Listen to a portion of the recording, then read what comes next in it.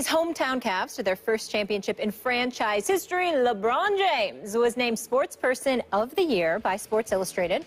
He also won the award in 2012 and joins Tiger Woods as the only two-time winner. Stephen A., your reaction? Well, first of all, he deserves it. To bring a title back to Cleveland, the city of Cleveland and Northeast Ohio for the first time since 1964 in any professional sport, that was an historic accomplishment, no doubt. But it's also something that he deserves so much credit for because it's what he came back to do. He accomplished the mission. There was always adversity along the way.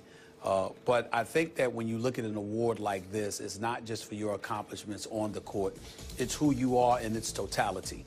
You're going to have critics out there who believe that LeBron James, they're going to question his authenticity. They're going to question, you know, how real he is or whatever the case may be, because that's just what critics do. But what they're failing to realize if they do that is truly appreciating the impact and the magnitude of the impact that he has. This is not just a guy that restored faith and restored us, you know, just resurrected and revitalized the sports town. This is a guy that had money poured into the economy. This is a guy that's facilitating kids and inner city youth getting an education because through his foundation, he's facilitating thousands of kids ultimately being able to receive the education. And no matter what you want to say about him, no matter what you think about him, no matter what people will try to come forth and say about him, in the end, you must judge two things: A, his deeds, and two, the undeniable impact that it has. This guy is a role model.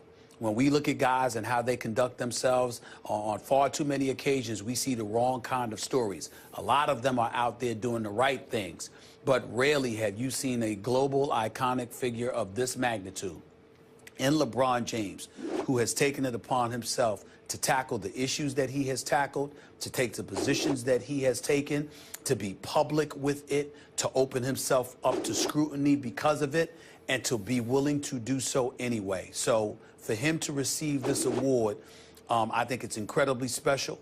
I think he deserves it, and I think it's just another, you know, example of why he is considered the best on the planet. As you know, just overall, we should all be proud of him.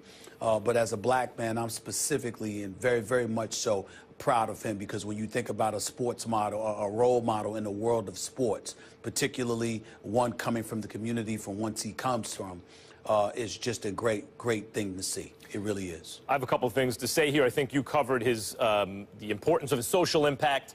And I've always thought about LeBron, when you have that kind of talent, oftentimes it winds up isolating the individual, and LeBron has always used, from a young age, it seems to me, his talent to uplift those around him. He hasn't allowed it to isolate him. It even comes out in his play as he was coming up. It's like Magic Johnson and Michael Jordan had a baby, right? And that turns some people off because he wasn't the killer that Kobe was or that Jordan was in quite the same way. And it turns some people off because he came up so small in Miami in the finals in those fourth quarters. And they thought, like, well, that ship has sailed on LeBron. I just want to say, I want to make it a little bit about LeBron, the player here. And for the haters of LeBron James, and there are a lot out there, and maybe it's because he's a roadblock for your team, you're a Warriors fan or something like that. I get that. That's okay. You can hate on him for that. But I mean for everyone else. It's weird how we develop these allegiances to certain athletes out of market. They don't play for our team. They're just stars. And we hate on others. Like, who knows why? They rub you the wrong way, or they come up small in the finals, or you think they get too much attention on the way up, or you're a Kobe fan and you don't like LeBron at a certain point starting to take his shine. Whatever that is that has you hating on LeBron, again, unless he's a roadblock, you know, you're a Warriors fan or something like that, just give it up. Don't do it because there's no future in fronting. And the main thing is, you're just hurting yourself. I've experienced this. When I was a kid, there were athletes I hated on irrationally. We all have this as sports fans. And one day, you know what happens? They're not there anymore. And you missed it. You didn't get to enjoy it. I just want to talk to the irrational LeBron haters out there, especially the younger people who haven't experienced like a generation of athletes yet. Enjoy this. Don't hate on the guy. Try to get over it. Don't front on him, because the only person you're hurting is yourself. This guy is amazing. Well, let me close it by saying this, Max. The reason why you bring up one's blackness in my instance is that we saw Tiger Woods as a two-time winner under there. Tiger Woods is the greatest golfer I've ever seen. He's probably the greatest ever. He's accomplished tremendous things. He was also an individual that publicly tried to disassociate himself from his own blackness. And that's something that resonates with the black community. I'm not asking you that, I'm telling you. LeBron James never tried to do that, not one time. He is unapologetically himself. He is somebody that embraces himself, his culture. He remembers where he comes from. And that's the level of pride that somebody like me can sit on national television and fully appreciate. I thank him for that. Nobody's perfect, and I'm quite sure there are things that I'll be critical about him watching his basketball play.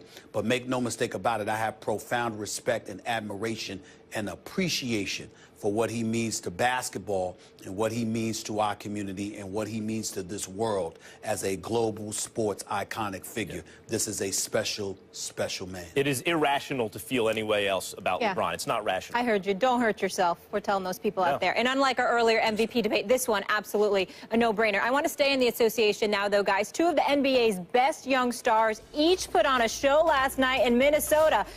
Last year's #1 overall pick, Karl Anthony Run This Town, scored 47 points and posted 18 rebounds, while the #4 overall pick from 2015, Kristaps Porzingis, had 29 points and 8 rebounds. Hotline Zing squad got the best of Towns as the Knicks pulled out the 106-104 victory. Max, who would you rather have moving forward, Towns or Porzingis? The answer is Kristaps Porzingis. Really? Now, Karl Anthony Towns is a better player right now, all that stuff. I'll leave that to you, Stephen A., if you want to argue that. Here's the bottom line about Kristaps Porzingis. He is the kind of player that in a couple of years, the Eastern Conference, going into every single offseason, every single GM in the Eastern Conference is going to be faced with the same question. How do we deal with Porzingis?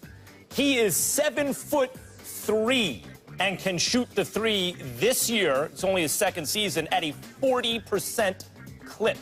He can play defense. He can control the paint. He can step out on guys. I mean, he can close out on shooters. He can put the ball on the floor against any big man, any center, facing up. He can do all kinds of things that no one who's ever lived at that height can do. No one who has ever lived at that height can do. And Karl Anthony Towns, amazing overall talent, the whole thing. And strategically, I get it. He's a souped-up Draymond Green, way souped up, and the Western Conference is going to have to deal with him. But Kristaps Porzingis is going to be a mismatch for everyone he plays for the rest of his career, and I think the only thing stopping him from being the dominant force in the NBA one day is health. If he can stay healthy, it's his world. Well, listen. First of all, I appreciate you acknowledging he's not better than Karl Anthony Towns yet, #1. #2, Kristaps Porzingis is somebody, listen, I jumped all over Phil Jackson when he drafted the guy, but it's because I had never seen him, and Phil Jackson was talking about how he's a project for 3 or 4 years. So people thought I was attacking the player, and I wasn't doing any such thing. I was simply going by Phil Jackson's words that it's going to take 3 or 4 years for this guy to develop, and I was like, who the hell said the Knicks got 3 or 4 years? That was what I was attacking. But having said all of that, let's be clear. Karl Anthony Towns is a stud. He is 7 feet. It ain't like he's some 6-foot guard or something like that. Yeah, Porzingis is 7'3", but Karl Anthony Towns is 7 feet. He can play with his back to the basket. Porzingis really can't. He can shoot. He can get his shot off, no question about it. I love the fact that Porzingis also blocks shots, but Karl Anthony Towns can do it all. He was a guy that was considered relatively soft in high school because he was too busy shooting jumpers, and then he went to Kentucky, and Calipari made it clear to him, you better not shoot any damn jumpers when you here. We're going to put your behind down low. And he helped that boy develop a post game, which is why he ended up being the #1 overall pick. Karl Anthony Towns is somebody I slept on as well. This brother's legit. He's big time. He's a go-to guy. He's a #1 offensive option. And the same arguments that you made in terms of teams in a conference having to watch out for him. How are we going to deal with this guy? This guy being able to guard, not just down low, but away from the perimeter. These are all things you could also say about Karl Anthony Towns. So what I would say to you is that considering that they're both the same age, that they both have youth on their side, that they're both 7 feet and above, I'm going to take the Karl Anthony Towns that can play with his back to the basket as well as facing the basket. He ain't the shooter that Porzingis is, no doubt about that. But he's pretty good. You know what it reminds me of, Stephen A? You know what it reminds me of? But it's right up in the air, though. It's close. I agree. You know what it reminds me of in its way is Shaq and Olajuwon. I'm not saying that their games are exactly the same, but obviously in Porzingis and Shaq's case. But Olajuwon was the more complete player, the better player. I thought he was better than Shaq. But somehow, Shaq was the more dominating force. Shaq was the guy that the whole league had to figure out what to do with, who you had to devote more resources to. To me, yeah, but so what are you saying? I'm saying that Towns is Olajuwon, and Porzingis, not in terms of style of play, but in terms of potential of the force he can be, is more like Shaq. In this case, his height and his shot make him unguardable and unstoppable, potentially. Hold on, because I got a question for you. I'm really interested in knowing your answer to this. You know I know that Shaq is the most dominant force of my lifetime. Right. Okay? That's what I consider Shaquille O'Neal to be. Sure. Shaquille O'Neal never won a title with Penny Hardaway. All right? Had Eddie Jones, Van Exel, and all of these boys. Couldn't win a title with them. Won a title with Kobe. Olajuwon, who did he have? Number love for my brother Kenny Smith now. Okay? We appreciate Robert Horry. All right? We got Otis Thorpe. All right? Mario Ellie. Still love him to this very day. You know, but none of them were Kobe. So when we say Shaq and then we say Olajuwon, what I'm saying is we can't ignore it, but the flip side to it is that, excuse me, Olajuwon never had a Kobe. On the I know same Clyde page. Drexler jumped on the wagon later on, but I'm just saying the point is he had that Kobe. Stephen A, Shaq we're on the same page. That's why at the time, look, my late great brother Sam used to talk about this. When Jordan retired, it's like, okay, here's the parallel universe. Who is the best player in the world in a parallel universe without Michael Jordan? And was it Shaquille O'Neal? No, it was Hakeem Olajuwon. He was the best player in the universe, and Shaq was crew deep back then. Penny and all those guys in Orlando, and it didn't matter. They got destroyed. So I understand. That's what I'm saying. This is why it's a tough argument, because Karl Anthony Towns is more like the Olajuwon, not as physically freakish, but a better overall player. But in the end, who do you really want? The physical freak who you just can't stop, I think, here. I got it, but the difference is that the dominance in terms of Shaquille O'Neal, there was a huge discrepancy in terms of pure dominance, physical dominance between Shaq and Olajuwon. In the case of Karl Anthony Towns and Porzingis, I don't think that gap exists, and that's what I'm saying. Maybe 7'3", though, brother. 7'3". Oh.